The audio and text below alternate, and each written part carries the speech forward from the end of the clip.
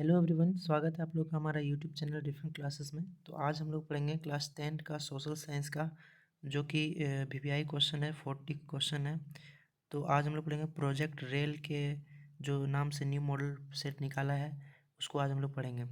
इससे पहले मैं आप लोगों को बता दूं कि अभी कुछ दिनों मेरे चैनल पे कोई भी वीडियो पब्लिश नहीं हो रहा है। इसका कारण यह है कि मेरा भी एग्ज़ाम चल रहा है, जिसके कारण मैं वीडियो पर डे नहीं ला पा रहा हूँ, लेकिन कोशिश करूँगा आप लोगों के लिए कि मैं आपसे पर डे लाने की कोशिश करूँगा। ठीक है, तो चलिए मैं इस वीडियो को स्टार्ट करते हैं। और यहाँ पर कुछ हर वीडियो की तरह मैं आप लोग को इसमें कुछ दिया गया है, उपायुक्त आदित्य रंजन, तो ये सब अलग से आप पढ़ सकते हो। मैं फाइनली क्वेश्चन की ओर आता हूँ। तो मॉडल सेट प्रश्न पत्र 1 है मेरा, ठीक है। और इसमें जो है सो पहला हमारा क्वेश्चन है कि जब फ्रांस सीखता है तो बाकी यूरोप को सर्दी जुकाम हो जाती है, किसने कहा था? तो ये जो लाइन कहा था वो किसने कहा था? तो ये जो लाइन कहा था वो मेटरनिक ने कहा था, ठीक है। ये जो लाइन कहा था वो मेटरनिक ने कहा था। पहला कैंसर हो जाएगा हमारा ये, ठीक है।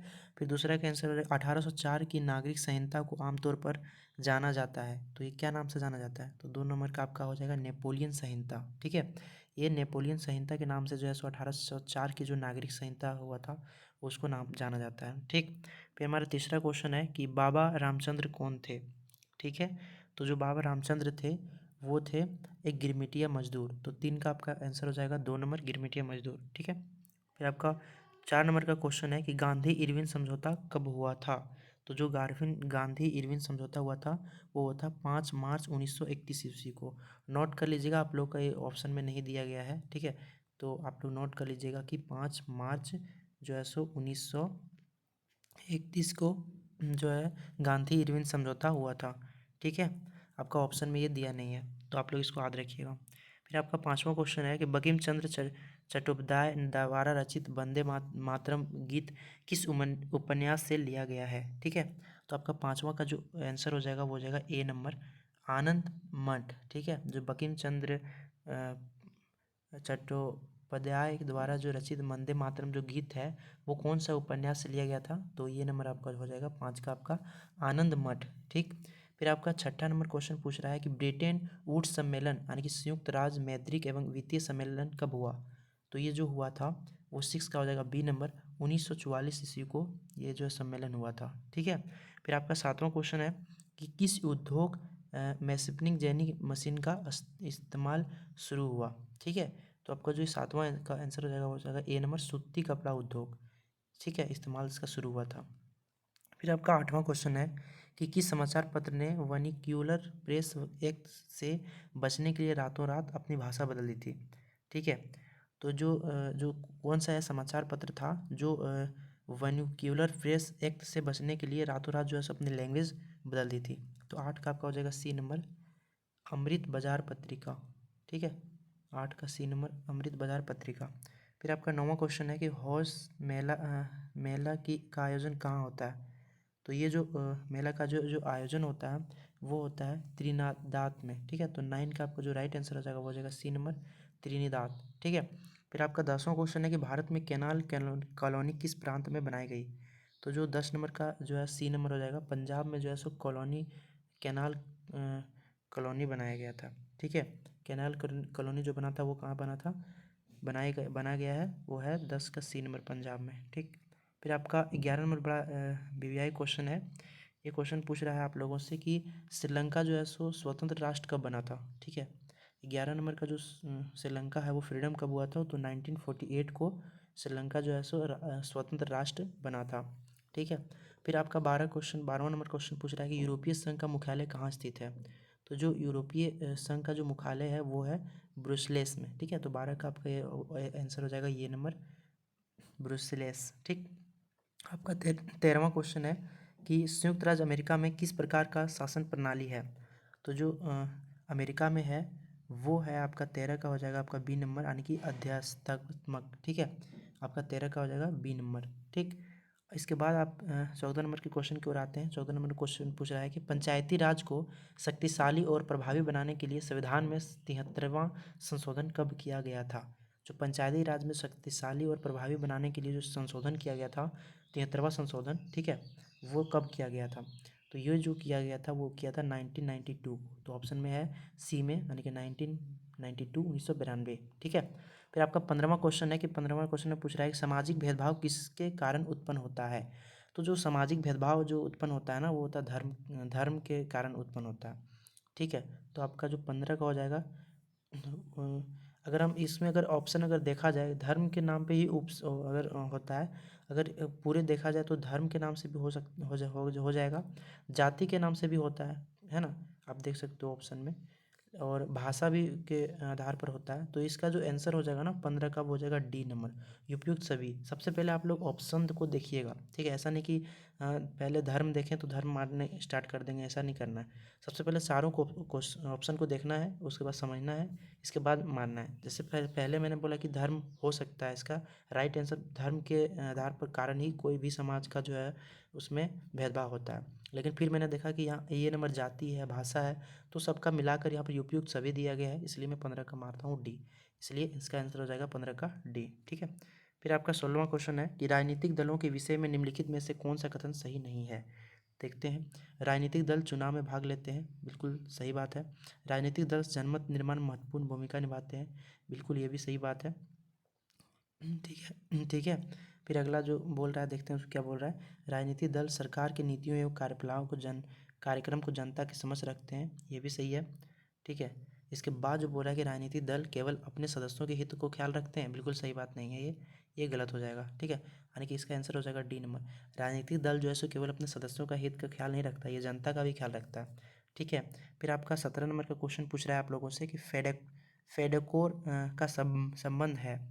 तो ये जो संबंध है वो किससे है। तो ये 17 का आपका आंसर हो जाएगा सी नंबर। पानी के निजीकरण के विरुद्ध आंदोलन जो है फेडकोर का कहलाता है वो, ठीक है, उसका संबंध है। ठीक। फिर आपका 18वां क्वेश्चन है कि स्माइल इज़ ब्यूटीफुल किसकी रचना है। ठीक है। तो ये जो स्माइल इज़ ब्यूटीफुल है, इसमें तो ऑप्शन में आप इसका सही आंसर नहीं है, लेकिन मैं इसको बता देता हूँ, आप लोग को याद रखना। E.F. सुमाकर। ठीक है। इसका जो राइट आंसर हो जाएगा 18 का, वो हो जाएगा E.F. सुमाकर। ठीक है। तो इसे याद रखिएगा। आपका कुछ कुछ ऑप्शन नहीं दिया गया है, लेकिन आपको हो सकता है एग्जाम में सब दिया रहेगा, आप लोग उसके लिए टेंशन मत लीजिए, इसमें मिस प्रिंट होगा। ठीक है। तो स्माइल इज़ ब्यूटीफुल किसकी रचना है। E.F. सुमाकर। ओके। फिर 19 नंबर का क्वेश्चन बोल रहा है कि प्रोजेक्ट टाइगर कब आरंभ की गई। तो 19 का आपका राइट आंसर हो जाएगा डी नंबर, यानी कि 1973 को ही प्रोजेक्ट टाइगर की आरंभ हुई थी। ओके। फिर हमारा 20वां क्वेश्चन है कि निम्न में से कौन जल दुर्लभता के कारण है। देखिए, जल दुर्लभता कब होता है ना, आसमान वर्षा वितरण। ठीक है। आसमान अगर वर्षा होगा तो भी जल दुर्लभता होगा। तीव्र औद्योगिकरण अगर होगा तो भी जल दुर्लभता होगा। अधिक जनसंख्या रहेगा तो भी जल दुर्लभता होगा। तो ऑब्वियसली 20 का आपका हो जाएगा डी नंबर, उपयुक्त सभी। ठीक है। फिर आपका 21वां क्वेश्चन बोला है कि निम्न में से कौन सी एक पेय फसल है, पीने वाला फसल है। ठीक है। तो इसमें जो चावल तो हम लोग पीते नहीं, उसको खाते हैं। ठीक है। तो ये तो होगा नहीं। फिर गन्ना, इसको भी हम लोग पीते नहीं, खाते हैं। कपास भी नहीं खाते हैं, तो इसका राइट आंसर क्या हो जाएगा सी नंबर, ऑप्शन सी। निम्न में से कौन एक पेय फसल है, तो ऑप्शन सी हो जाएगा चाय। ठीक है। फिर आपका 22वां क्वेश्चन पूछ रहा है कि सबसे कठोरतम पदार्थ कौन सा है। ये आप लोग शुरू से पढ़ते आ रहे होंगे, 10th क्लास में भी साइंस में इसका रहता है। तो 22 का आपका हो जाएगा हीरा जो होता है ना, वो सबसे कठोरतम पदार्थ होता है। ठीक है। तो आपका 22 का हो जाएगा सी नंबर, हीरा। ठीक है। फिर लिखा जमशेदपुर में स्थित निजी क्षेत्र का लौह इस्पात उद्योग का क्या नाम है। तो इसका जो आंसर हो जाएगा ना, वो हो जाएगा 23 का आपका ए नंबर, टिस्को। ठीक है। जमशेदपुर में एक निजी क्षेत्र का लौह इस्पात का जो नाम है वो है टिस्को। ओके। आप लोग कमेंट करके बताइएगा कि टिस्को का फुल फॉर्म क्या होता है। टिस्को का पूरा नाम आप लोग कमेंट करके बताइएगा। ओके। चलिए अगले क्वेश्चन को चलते हैं। लिखा भारतीय रेल परिवहन को कितने क्षेत्रों में बांटा गया है। ठीक है। इसका भी मिस प्रिंट है। ठीक है। 24 का ये 17 होगा। ठीक है। कितने क्षेत्रों में बांटा गया है, परिवहन क्षेत्र को कितने भागों में बांटा गया है, 17 भागों में, लेकिन इसमें 17 दिया नहीं है। ठीक है।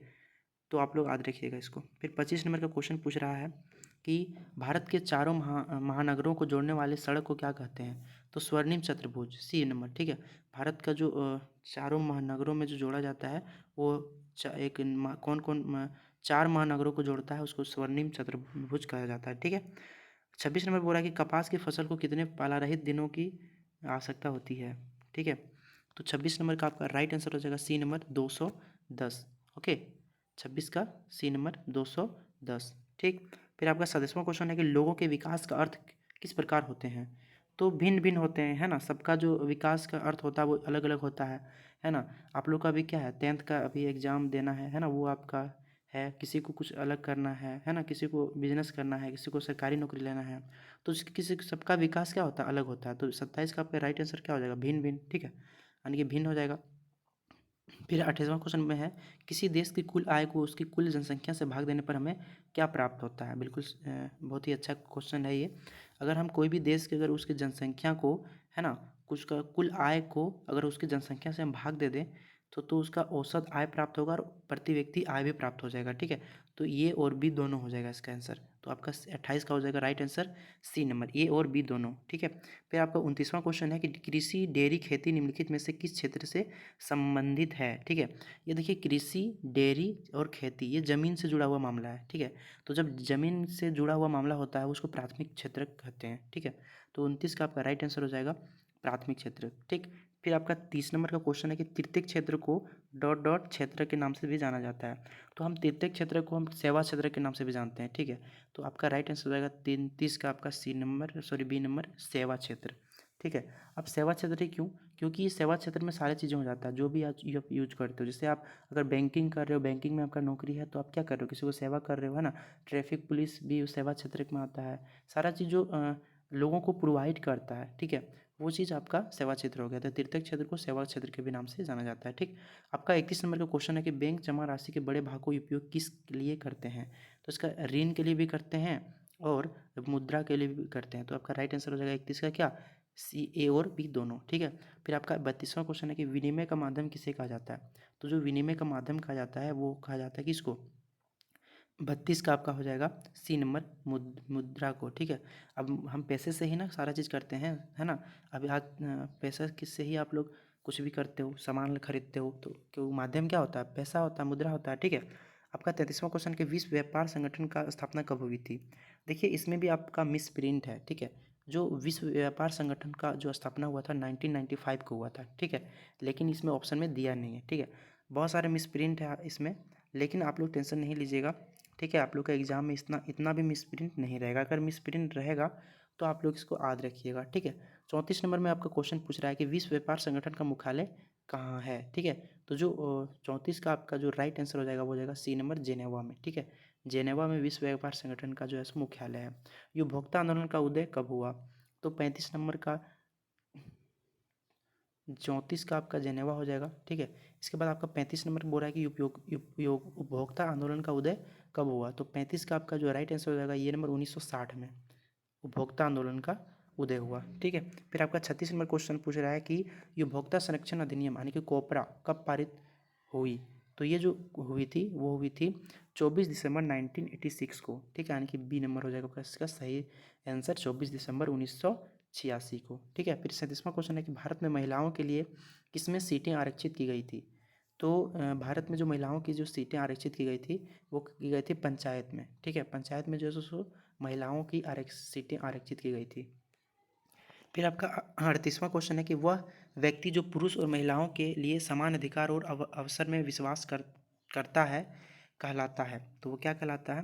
38 का आपका जो इसमें भी आपका ये जो इसमें मिस प्रिंट है, इसका जो राइट आंसर हो जाएगा वो नारीवादी, ठीक है। इसका जो नारीवादी इसका राइट आंसर हो जाएगा, आप लोग नोट कर लीजिएगा और याद भी रखिएगा, ठीक है। इसका सही आंसर हो जाएगा नारीवादी, ठीक है।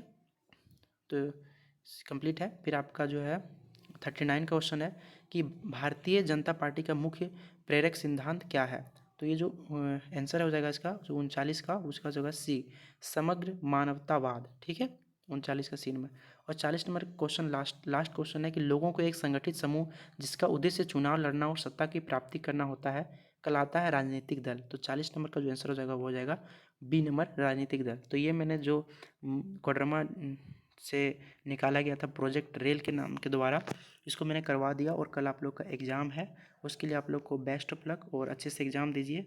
आशा करते हैं कि आप लोग अच्छे से अच्छे नंबर लाइएगा, ठीक है, और अच्छा से एग्ज़ाम दीजिएगा, ठीक है।